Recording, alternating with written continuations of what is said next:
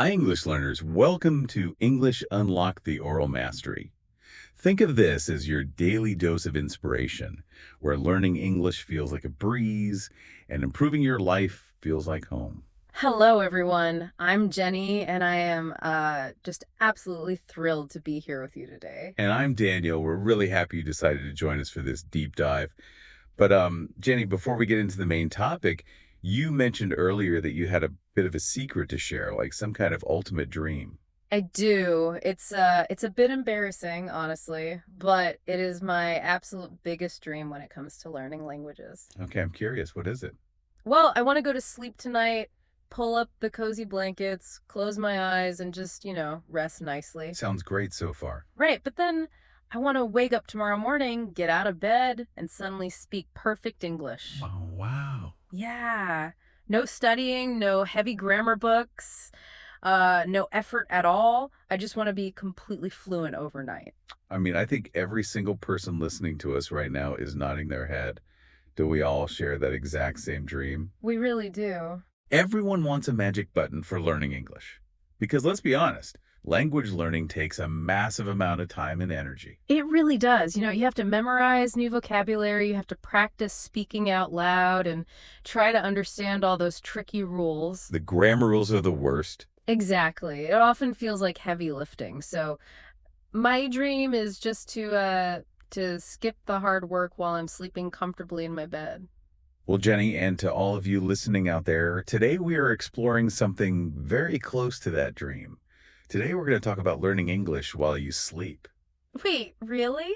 Is that actually possible? Or is it just like a myth from a science fiction movie? A movie myth. Yeah, those movies where a character puts on a special helmet, goes to sleep, and then suddenly knows how to fly a helicopter the next day?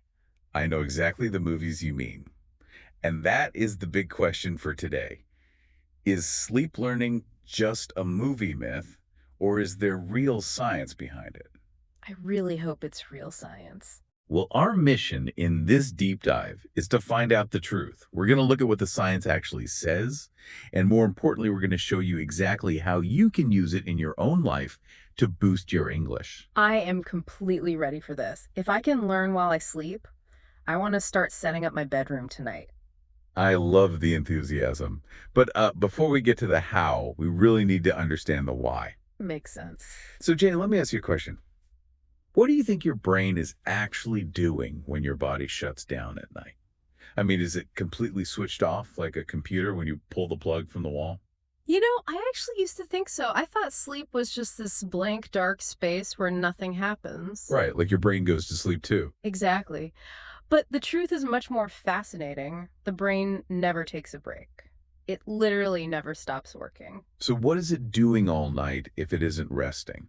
Well, a really great way to visualize this is to think of your brain as a highly organized night shift worker. A night shift worker, like someone working in a large corporate office building after all the regular employees go home. Yes, exactly like that. Imagine a huge office. During the day, it is totally chaotic. Oh, I can imagine. Right. It's loud, people are running around, and everyone is throwing papers everywhere. That represents your brain during the day. So the papers are like the things we learn. Exactly. You're reading English articles, you're listening to native speakers, trying to remember new vocabulary words, and just navigating your daily life. It gets incredibly messy. I can definitely relate to that. My brain feels like a messy desk covered in like 1,000 sticky notes after a long day of learning. That's the perfect image. So during the day, your brain writes new English words on fragile little sticky notes and just leaves them all over the desk. Just a complete mess. Yeah. Then you go to sleep, your physical body finally rests, but the night shift worker comes in.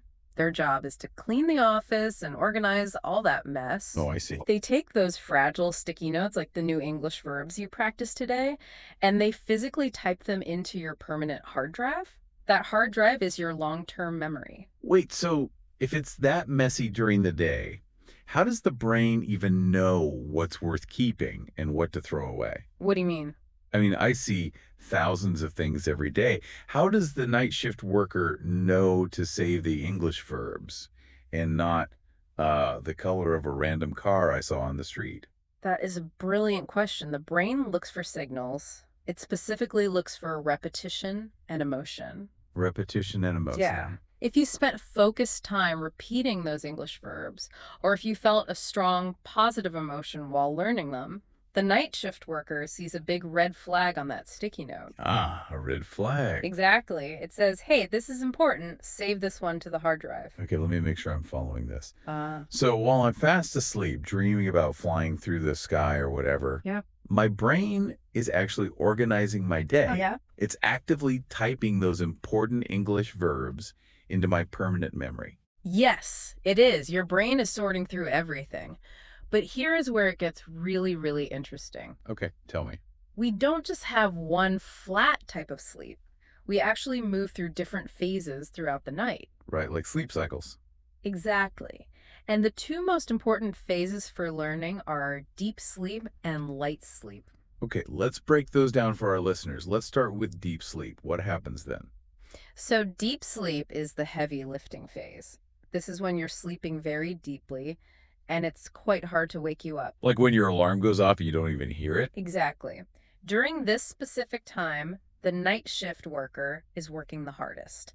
This is when your brain takes those English words from your short term memory and locks them away safely into your long term memory. So deep sleep is when the real permanent filing happens. Correct. Then what about light sleep? If deep sleep is the heavy lifting, light sleep must be when the door to the outside world is still, like, slightly open. You hit the nail on the head.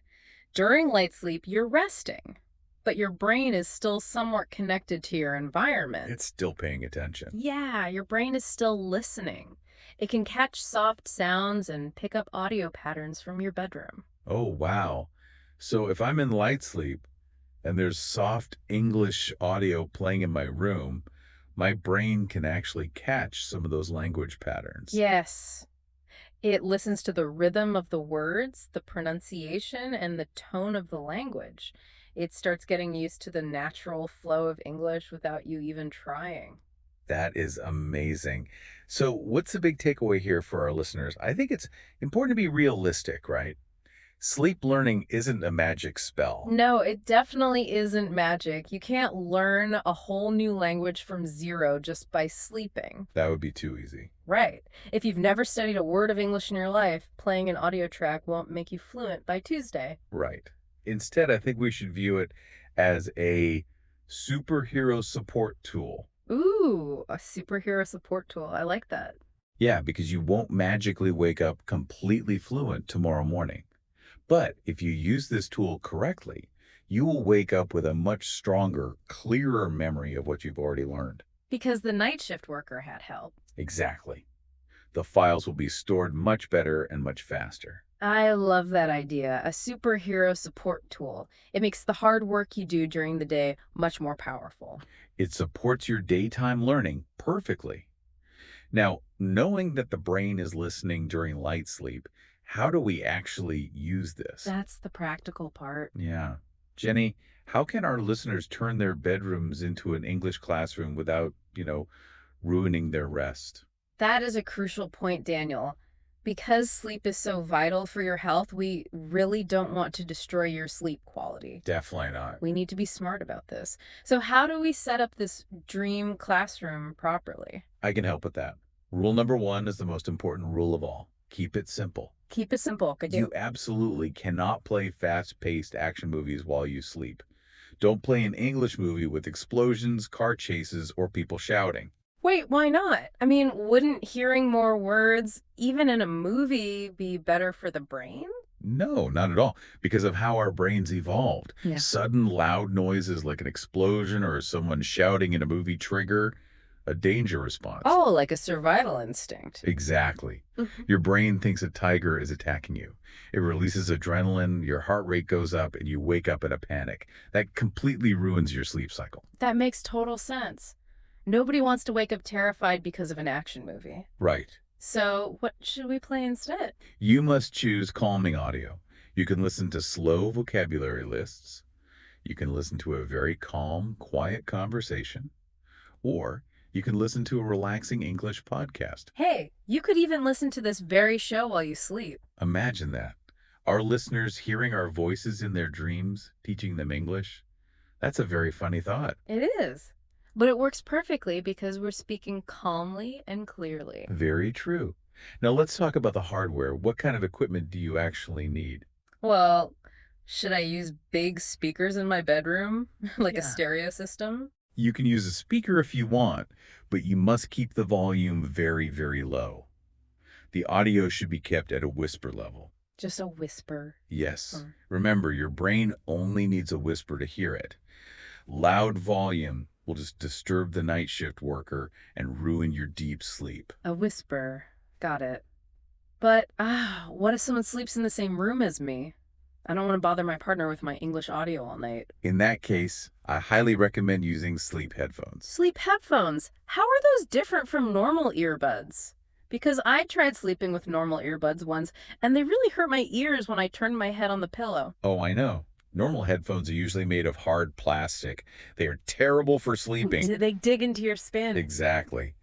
But sleep headphones are specially designed for resting. They're usually built into a soft fabric band, sort of like a sweatband you wear for sports. Oh, that sounds much better. It is.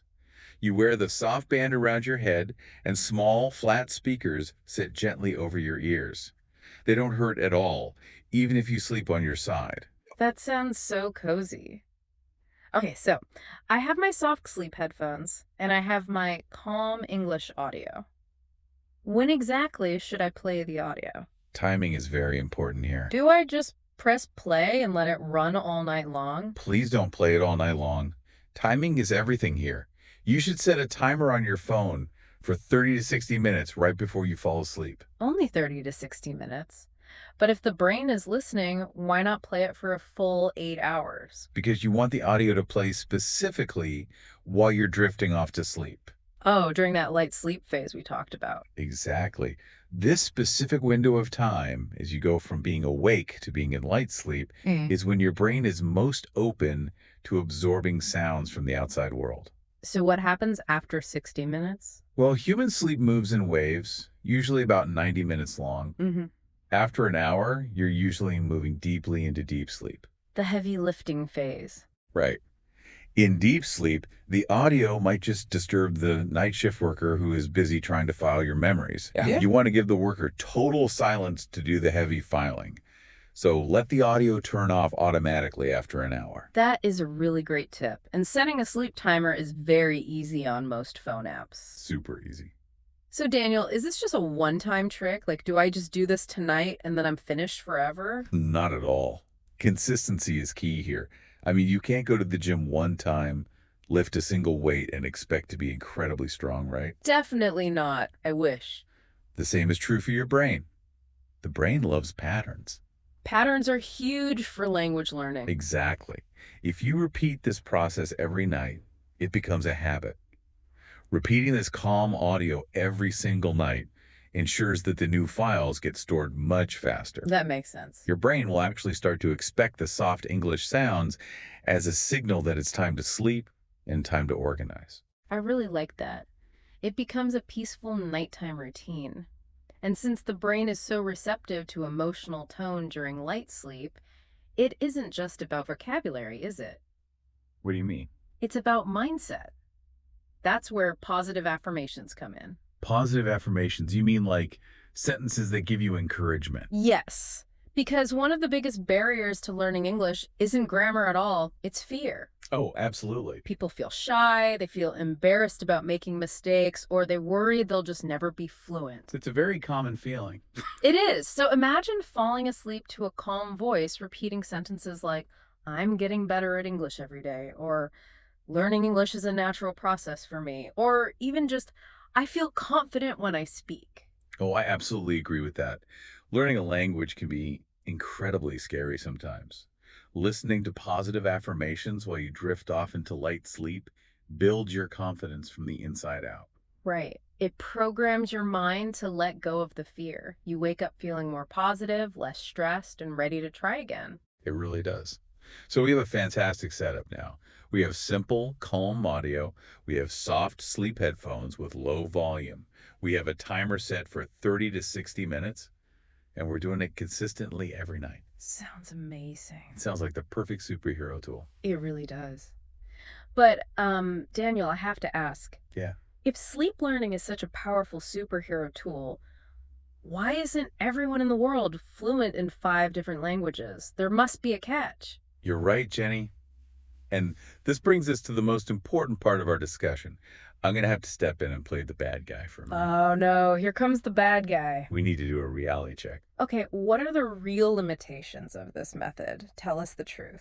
The truth is, there is a strict limit to what sleep learning can do.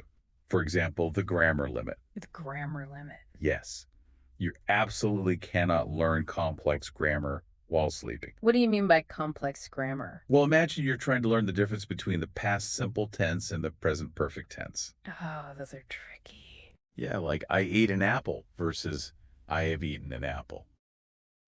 These are tricky rules in English. You have to think logically about exactly when the action happened. They definitely require a lot of focus, so why can't the sleeping brain handle that? Well, to understand grammar, you use a specific part of your brain called the prefrontal cortex. Okay, big science word. We can just call it your logic center. Logic center, got it. When you go to sleep, your logic center powers down, goes to sleep too.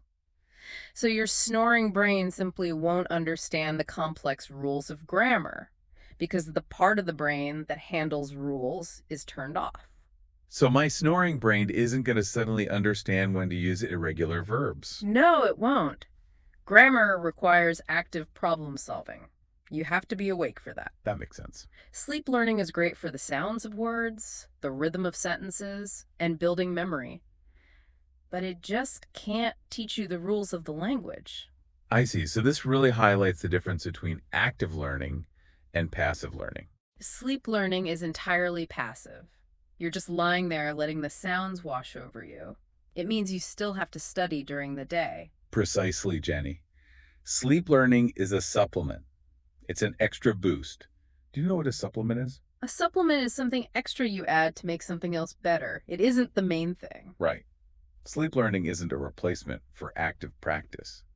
You still have to do the hard work when the sun is up. Oh, man. You need active practice like speaking with friends, reading articles, and actually writing sentences. So I can't just sleep all day and expect to learn English. I have to actually open my mouth and speak. You definitely have to open your mouth and speak. Let's use an analogy to picture this perfectly for our listeners. Let's talk about vitamins versus real food. Oh, I like this. Tell me about the vitamin analogy. Think about sleep learning like taking a vitamin for your English. Okay. A vitamin pill is great for you. It gives your immune system a boost, it makes your body stronger, and it helps you stay healthy. It's very helpful. Yes, I take my vitamins every morning to stay healthy. But here's the catch. Can you survive by only eating vitamin pills? Imagine trying to live for a whole month by only eating a tiny vitamin C pill every day. No way. I'd be starving. My body would become incredibly weak and I'd probably get very sick. Exactly. You need to eat real food to survive and build muscle. You need a big bowl of rice, some vegetables, maybe some chicken and fish. You're making me hungry. Sorry. But you need a real solid meal. In our analogy, daytime study active practice, having a conversation at a coffee shop, reading a book, that is the real food. That makes so much sense. The daytime study is the heavy, real food that actually makes you fluent. Yes. The sleep learning is just the vitamin that makes your brain a little bit stronger and helps process that food faster. Beautifully said. You really need both to be the best English learner you can be. Take your English vitamins at night, but please don't forget to eat your English meals during the day. I love that. It keeps everything in the right perspective. But, it can still be frustrating for learners. Even with vitamins and real food, learning a language just takes so much time. It does. It takes a lot of time. And that's why I want to share a famous English idiom with our listeners today. Oh, I love idioms. What is it? The idiom is, Rome wasn't built in a day. Rome wasn't built in a day. That's a beautiful phrase. What does it mean exactly for our listeners? Well, Rome is an ancient, beautiful city in Italy. It has huge, magnificent buildings and amazing architecture. But the people who built it didn't finish it in one afternoon. No, that would be impossible. Right. It took years and years of hard work, laying one single brick at a time to build that incredible city. And learning English is exactly like building Rome. Yes, your English brain is like a beautiful city. It needs time, dedication, and a lot of patience to grow. You're laying one brick at a time every single day. I love that image. A small conversation with a coworker is a brick. Learning to order coffee in English is a brick. You just can't rush the construction. Patience is a virtue. Patience is definitely a virtue. It's a vital quality to have. We just need to keep building day by day and night by night. Exactly. So, Jenny, as we wrap up our deep dive today, what's the final message we want to give to our listeners? I think the final message is this. I want to encourage all of our listeners to combine their English dreams with English reality. How do they do that? Well, use the wonderful tool of sleep learning. Set up your soft headphones, set your timer for 30 to 60 minutes, play your quiet audio, and let your brain listen to English while you rest. That's the dream part. Then what's the reality part? The reality part is that you must stay patient and consistent. Wake up the next day and eat your real food. Practice speaking out loud, write a small note in English, and listen actively to native speakers. It's the perfect combination. Combine the peaceful night with the active day for the absolute best results. I couldn't agree more. And remember, every little bit counts. Mhm. Don't feel bad if you don't understand everything immediately. Never feel bad about that. Even if you just wake up tomorrow and remember one single new word from a sleep audio track, that is a massive victory. Celebrate that one word. One word is a brilliant start. It's one more solid brick in your beautiful city of Rome. It really is. Now, we want to hear from you, our amazing listeners. Jenny, what should they do next? I want to directly ask all of you listening right now, what are you going to listen to tonight as you fall asleep? Good question. Are you going to play a slow vocabulary list, a positive affirmation track? Or are you going to listen to a calm, relaxing story? We would love to know what you choose. Please invite us into your learning journey and share your plans in the comments below. Let us know what audio works best for your light sleep phase. I think I'm going to find a nice, slow story about a quiet forest for my sleep audio tonight. I think that'll be perfect for me. That sounds incredibly relaxing, Jenny. But before we go, I want to leave you, the listener, with one final provocative thought to ponder today. Ooh, a final thought. What is it? Think back to the concept we talked about earlier. Think about the brain acting as a busy night shift worker. The one organizing the messy desk. Yes. Its job is to organize your desk and type things into your permanent hard drive. Well, consider this. What exact files are you handing to that worker in the last 5 minutes before you close your eyes tonight? Oh, wow. That's a very powerful question. It is right.